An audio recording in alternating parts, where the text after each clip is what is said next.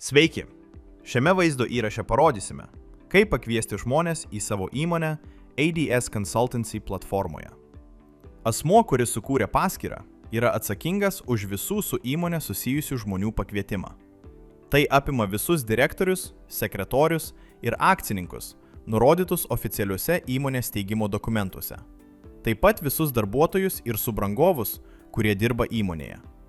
Norėdami pradėti, spustelėkite skirtuką Mano paskyrą kairėje ekrano pusėje. Pasirinkite Companies, tada spustelėkite savo įmonės pavadinimą.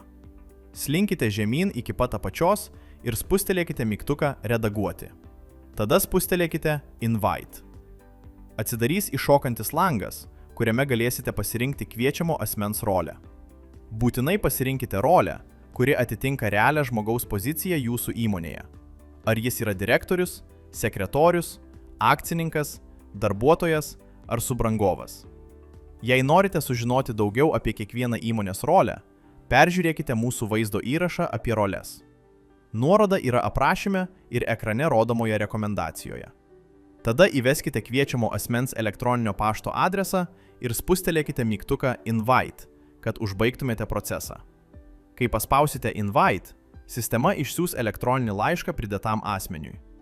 Svarbu suprasti, kad jis turi atlikti kelis veiksmus, kol oficialiai atsiras jūsų įmonėje. Štai ką reikia padaryti, norint priimti kvietimą į įmonę. Patikrinkite savo elektroninį pašto dėžutę ir atidarykite kvietimo laišką. Užsiregistruokite ADS Consultancy platformoje su šiuo elektroninio pašto adresu, jei dar neturite paskyros. Norėdami priimti kvietimą į įmonę, eikite į skiltį Companies savo paskyroje ir spustelėkite mygtuką Taikyti šalia įmonės, prie kurios norite prisijungti. Ir viskas. Sėkmingai pakvietėte žmogų į savo įmonę. Nepamirškite, labai svarbu pakviesti visus žmonės, kurie dalyvauja jūsų įmonės veikloje.